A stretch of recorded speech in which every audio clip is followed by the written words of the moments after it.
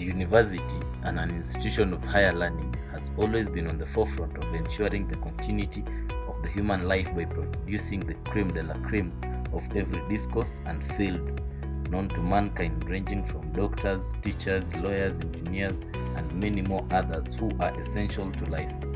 Contrary to what other people may think, the university is not only about academia. It is a wholesome experience and an initiation into real life for the students. It is from campus that boys graduate to be men, girls into women, and simpletons into intellectual. It is in campus that lifelong decisions are made, eternal friendships and relationships grown, where identities are conspired, where the concept of entrepreneurship and finances get to be learned and understood among others. Each individual has a different experience and rarely are they similar. With this knowledge in mind, we went ahead to mingle with the final year students from Moi University main campus in Eldoret in an attempt to learn their campus experiences.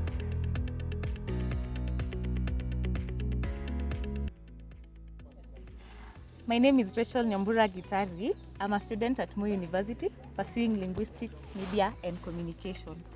Okay, I'm going to tell my story about dating in campus. Before I joined campus, I must admit that I was a very naive girl. Nilikuwa tule msichana hakuwa najua more about relationships or dating itself in campus. So, after joining campus, I met this guy. Okay, he was not the first guy to pursue me, but he was among the ones who were pursuing me. But sasa like vile alianza kunikatia, I felt like vibe yake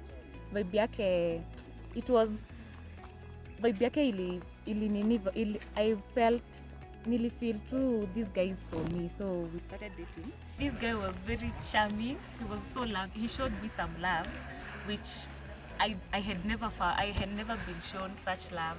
Okay, we used to go out on weekends. We used to just have fun. We used to go to falls. In my university there's a place known as falls that people just go and have fun. We used to go to Keses Dam. We just used to engage in fun activities during weekends. We used to go out. He was just a fun guy. So after some time, there's this day that this guy aliamua tu akwe acha tu kuwa mtu mzuri. But after some time, there's this day that I found him. I think he was cheating on me with another girl, and I didn't take it lightly. So after that incident, we started having issues. I had trust issues. I didn't trust him.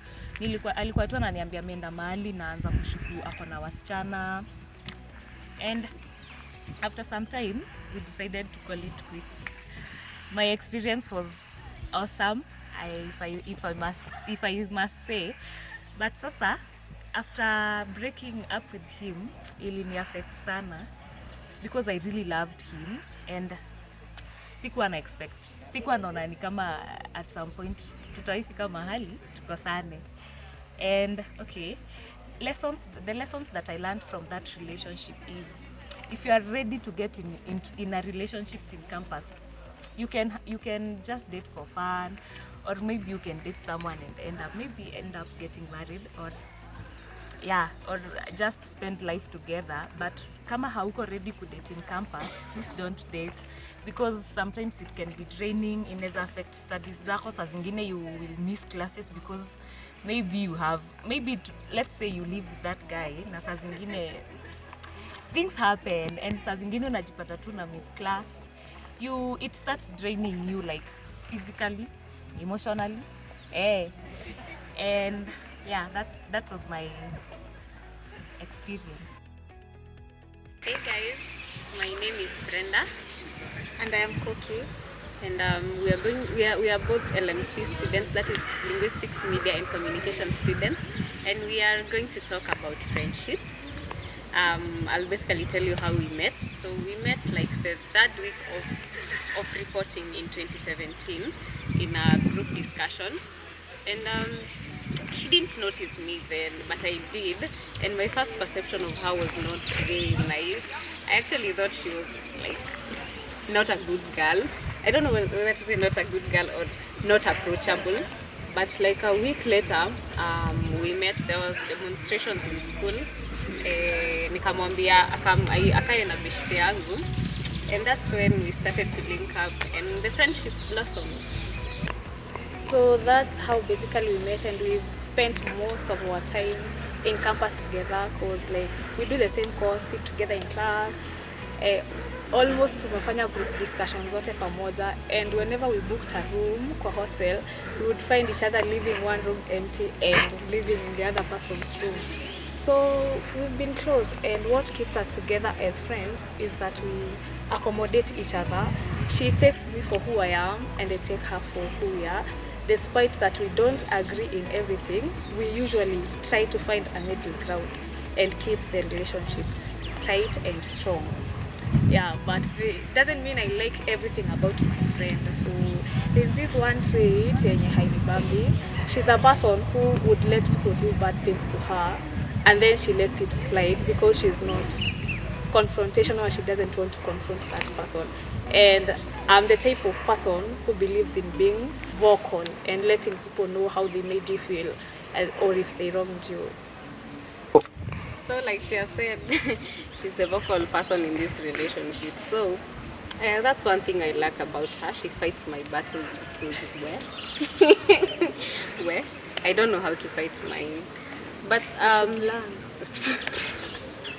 why are you here? Okay. So in spite of her being vocal, I think it's also a challenge, because sometimes she doesn't, not sometimes, all the time she doesn't let someone step on her or sway her to do things she doesn't want to do. So sometimes nikijaribu kumwambia asome tu vitabu twenye ninapenda, ananikasirishanga.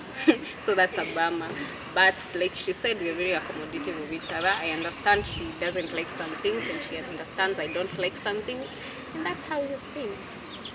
Yeah, basically what we'd advise you as friends who have been together from 2017 till now, and we are in our last semester in campus, is that you find genuine connections and real connections in places you least expected. Like she thought I was cold. That's not who I am. When you meet people, try to give them chances, learn them. And when you do that, is when you can get to know a person. And when you get a friend in someone, do anything in your capability to keep that friendship or that relationship strong. Hi. Ever thought of how to survive in campus from a very humble background? Ushaangalia situation yako ukashindwa, how will I even make it in campus na huku kwenye nimetoka? Oh, let me take you through my story. My name is Mwenda Igathe, and I'm going to tell you on campus survival, finances,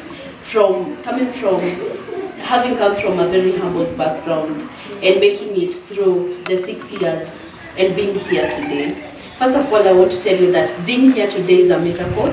Like, it's by God's grace. We can only give God all the glory and thanks. I came here in 2017. I was brought by my dad, and after he left, I was left to survive. He could give me support once in a while. Yeah, 200. I could survive with 200 in a week, because that is what he could afford. And definitely, you know, our African homes, you can't be the only center of attention. So you have to know how to fit somewhere. Lazima utafute tu ka place kako mahali. And so with 200, I thank God that I didn't sleep hungry. You know, around campus kuna kwangana tuchuo msito kununua chakula, unaweza pata chakula at a very an affordable price. You can survive in samosa. Samosa kuni 10 bob. So I used to survive with samosas and kebabs. Kebabs ilikuwa inauzwa 30 bob, you know. So and that is how I used to survive, from skipping lunch. Unainama lunch inapita, and then unangoja supper, you know. And that is when I realized that this world owes you nothing. After first year, help sikakuja, you know, I thank God for the help money. Some of us sijui venye tunge survive. So I help ikakuja. Definitely I had to pay my fees. I've paid my fees since first year to now, and I've managed. So help ikakuja, and I decided, let me start a business because nimekuwa nikiona watu wakifanya biashara. And so instead ya kwenda out like my friends and the other my age mates, like forced to be that grown up and to think outside the box. I was only 19 years, you know. I started a business. I started selling hoodies. I started selling t-shirts. I started selling socks, sweatpants, and God helped me to survive. With that little money I got from that business, I could manage to survive, you know, with the support I got kutoka kwa my dad, you know, the small support. And so I survived through first year with that and second year. But in second year, my story had to change. So in second year, that is when my life changed. And so I lost my dad, unfortunately. You know, the only support I had ilikuwa ilienda sasa. I had to know how to survive alone, you know. Being a grown up, ukiwa 19, 20, hapo ushakuwa grown up, huwezi shinda ukipigianga watu wakusaidie and all. But I thank God I had a cousin mwenye alikuwa ready kunisaidia anytime I want.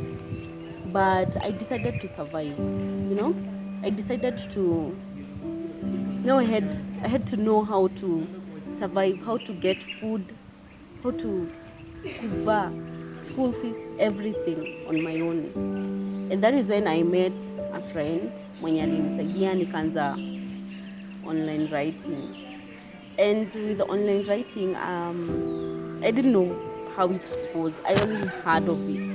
Nilikuwa nasikia, online writing. And then hiyo time hostel tulikuwa tumefukuzwa, tulikuwa tumetoka because sasa kupika hakuna. So lazima uende nje ukarent. Rent nyumba yenye unaweza pata cheapest ni 3,000. You know, na 3,000 kwa mtu mwenye hana support mahali, 3,000 ni mingi because help inakuja, unalipa school fees. Ukilipa school fees unabaki tu na kidogo. School fees ni approximately 30,000 per semester. And so lazima ujue venye utasurvive. Hiyo time nika apply for help nikaongezewa kidogo now because of my situation. And I met this friend akanifunza online writing, and I started writing. And with writing now nikaweza kusurvive sasa. And I'm here now. I thank God. I support myself. I support even my family. I adopted my younger brother. So yeah, I adopted my brother, and I thank God for this far. That is a story that has shown you that in campus you can survive if you have the right mindset, if you know what you really want, if you know your situation, and if you want to survive really well, you have to ensure that you won't compare yourself to anyone. You know, unajua tunaambiangwa vidole za mikono zetu hazitoshani, and that is how our life is. Your life cannot be like that of someone else. Kuna mtu anapewa pocket money, wewe hauna pocket money. So lazima ujinaumu ukikuja campus. Na si lazima utake hiyo njia ya wababas. No, you can start a business. You can do something, you know. And manze usiwesahau God.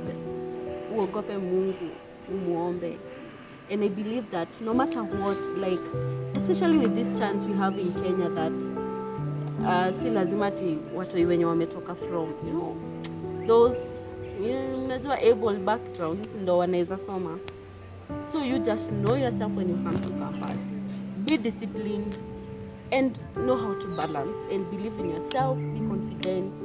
Mi ungeniona hivi haungejua na picha hizo stuff zote, because one step to surviving is not comparing yourself to people. The second step is not letting your mashida zako zikudefine. Usikae kama mashida zako, usiache zikudefine. And I believe that everyone can make it in campus. It doesn't matter where you come from. As long as you have the confidence, as long as you have God, and as long as you never lose hope. Don't usijiue juu ya tumashida tudogo, and always speak out. As I said, I had a cousin who was always ready to help me, and I used that chance well, because some time back, kuna time help, I guess you walisema watu watupea, and I called her, she came through for me. So in campus you can survive. I believe you have learned that from my story. Yeah, and with that said and done, I wish you all the best, everyone out there, as you prepare to come to campus, as you continue to survive in campus, and as you have made it out there. I pray that God will help us to survive out there. Now that we are coming out, we don't know what life has for us, but we are hoping for the best. Thank you. Adios. Hello guys, my name is Mwenda, 4th year linguistics, media and communication student at Moi University, and I want to speak about loneliness.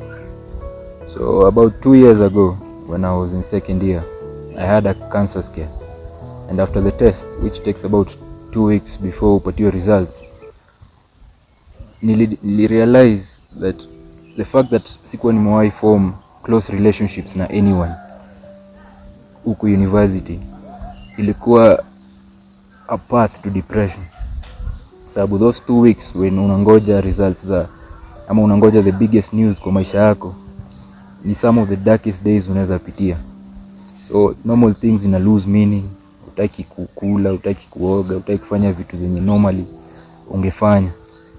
And those 2 weeks nika realize that sometimes friends hawezi solve your issues, ama people, a support group hawezi solve your issues, lakini at least wanaweza kusaidia kuzisahau even for just 1 minute.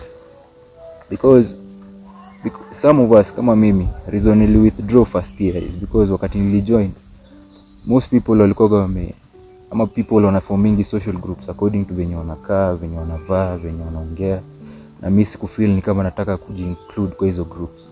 So nikajiambia solution ni wewe kuwa peke yako, wewe withdraw, ubaki peke yako, utakuwa tu sawa. Lakini wakati unapitia hiyo darkness, wakati huo ni light, na realize the importance ya hiyo human interaction, the importance ya kushare a problem na mtu hata kama hata isolve, the strength ya kukua na other people around wewe wakati uko in difficult situations. So nataka niwaambie, as much as unataka kukua independent as a person, unataka kukua wewe, it is also important that ujaribu as much as possible, open yourself to human interaction, to other people, to human relationships.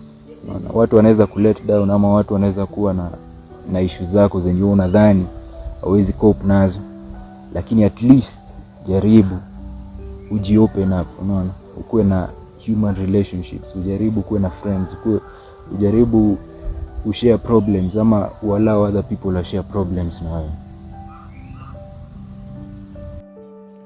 So during hizo moments ya darkness, wakati uko peke yako unangoja the biggest news za maisha yako, na wewe huoni light, huoni any hope, kila siku unaamka zile thoughts zinakuandama, ni naweza kufa, naweza kuwa nikikufa, naweza kuwa sina much life ya kuishi, misioni sasa hata mbona nasoma hii miaka 4 wakati naweza, unaona, naweza kufa in the next 4 years, hata naweza kosa kumaliza hiyo degree. So what is the use? So vitu kama hizo, hiyo darkness ni so deep, unaweza sink so much into it that by the time watu wengine wa realize, ama wewe mwenyewe una realize, iko too late, unawezi kuwa helped any longer. Maybe umecommit suicide, ama umefanya kitu kingine mbaya. So when I heard about campus, I knew I was coming to a place that was free, a place that was you were free, you had freedom, you made decisions on your own, you will go to class if you want to, you wouldn't if you want to, there are girls and everything, alcohol. So I came here knowing that I'll have very easy life. I had an illusion of an easy life. When I came to campus, fast forward 2018, I lost my mom. this is a person who used to help me make decisions in life. So when she had gone, I was lost. I didn't know what to do.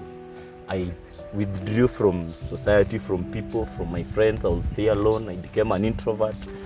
A lot of times I was alone. So fast forward, in third year, I made a girl pregnant, and she called me. She told me, yo, you know what? I'm pregnant and it's yours. I didn't know what to do. In fact, I have never panicked like that in my life. I panicked a lot, but then I asked myself, if I'm this panicked, what about the lady? So I had to let her. I told her, I'll be here, but I'll let you make a decision. After you've made that decision, then you tell me. That way we'll know what to do a way forward. So I relaxed for a week or two. We were very stressed. She will call me, she will cry every time, and I didn't know what to do. Eventually, she decided that she will keep the baby. And I was very happy because that was the decision I didn't want to make for her. So when it reached a point and she said she will keep the baby, I was very happy because I knew it's a decision I had to make, but I left it for her to make it so that the stress doesn't kill her. That way we will be better. So we were pregnant here, we are students. I don't have a job, I don't have money, but we've decided to keep. Her parents came in and they were very supportive. Her mom was very supportive. My parents are not there. You are my own parents, so I make decisions on my own. I support myself. And here is another mouth, here is another stress. So with time, of course, nobody has prior knowledge to how to deal with life. So with time, we adjusted. She knew she was pregnant. She accepted the fact that she was pregnant. She was almost finishing, so she continued with her studies, and she finished that semester and went home. I remained in school. I still continued to hustle. I'll send her money and stuff like that. And it's the best decision that I ever made, actually. By letting her make that decision, and by her actually deciding to keep the baby, was the best decision. If we had decided to remove that baby, maybe things will happen. Maybe the mother will have died in the process. Maybe she will have hurt herself and stuff like that. But at least we made a decision that was sound. In campus, in whatever you do, make decisions that are sound. Involve people that you think will help you make sound decisions. That way, as an individual, you're guided well. You don't make decisions because you're afraid of what will come next. No. Nobody has prior knowledge to life. And since nobody has prior knowledge to life, we just gaze as we go on. But make sure you're making decisions that build you. That is the best decision that I made in my life.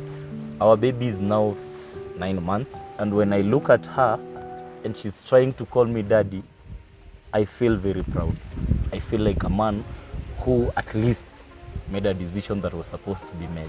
So decisions build you, especially the hard decisions build you. And you should stick to such decisions. Thank you very much. My name is Eugene Kwatsima, and I'm a fourth year. And this is my campus story.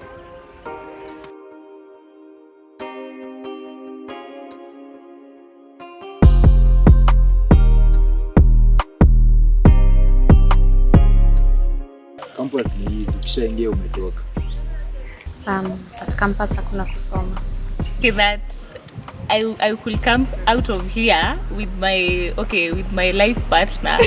But it's the perfect place to be. That hakuna kusoma. Huku watu husoma.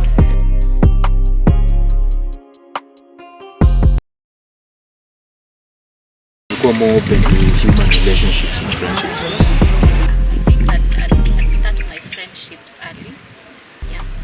Start a business earlier to support myself. I will make more wiser decisions. I would love myself more, and I will not trust people easily.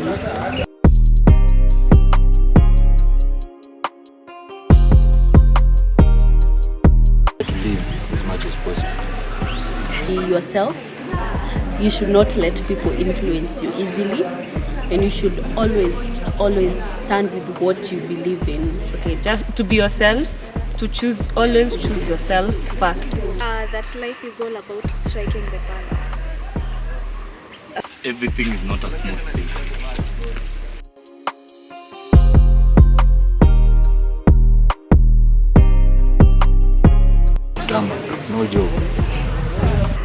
like settling down, moving out of your parents' house. You have to start surviving like on your own.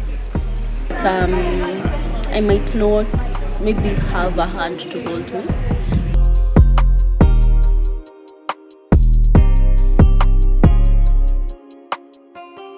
Na 1 week tumeenda binge ya alcohol from Monday to the next Monday.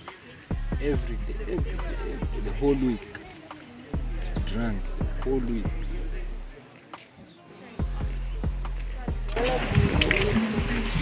I think lying to someone for my advantage.